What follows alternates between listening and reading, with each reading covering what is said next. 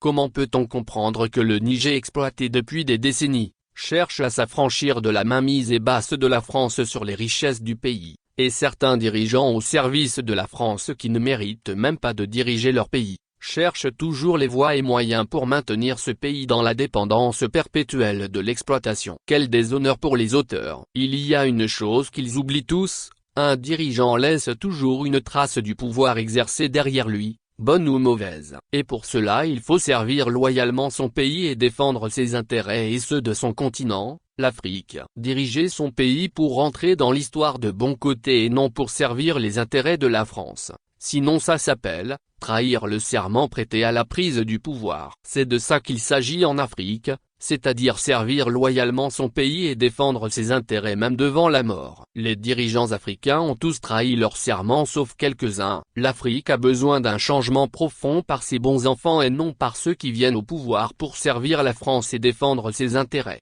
Ce qui se joue aujourd'hui en Afrique francophone n'est plus une question d'être bien élu démocratiquement aux élections présidentielles dans son pays mais de bien défendre les intérêts de son peuple. Il s'agit en un mot, libérer son pays de l'impérialisme français. Quelle est l'utilité pour un pays si on est bien élu démocratiquement mais on vient servir les intérêts de la France? Aujourd'hui un dictateur en Afrique francophone qui défend courageusement les intérêts de son pays et dit toutes les vérités à la France vaut 1000 fois mieux que celui qui est démocratiquement élu mais vient de servir les intérêts des Occidentaux, en particulier ceux de la France aux grandes dames de son pays et de son peuple.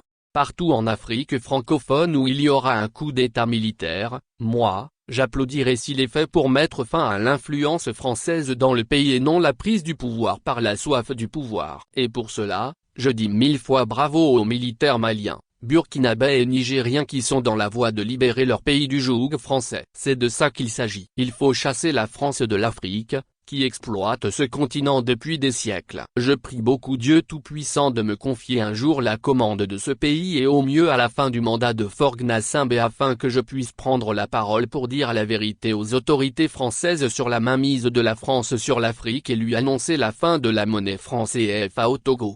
Au Togo, nous devons sortir de l'UMOA car la France utilise cette institution pour servir ses intérêts. Tout pays qui veut sortir du joug français et avoir son indépendance totale, doit d'abord penser à avoir sa propre monnaie. UMOA qui est censée être une institution indépendante, est utilisée aussi pour les sanctions contre le Niger. Il n'y aura jamais de l'indépendance économique et politique sans l'indépendance monétaire. C'est ce à quoi nous devons penser au Togo pour libérer complètement notre pays de l'impérialiste français. Depuis quand on utilise l'euro ou la Banque Centrale Européenne basée à Francfort en Allemagne contre un État membre, on doit sortir de l'UMOA et abandonner le FCFA. Cette institution n'est pas indépendante.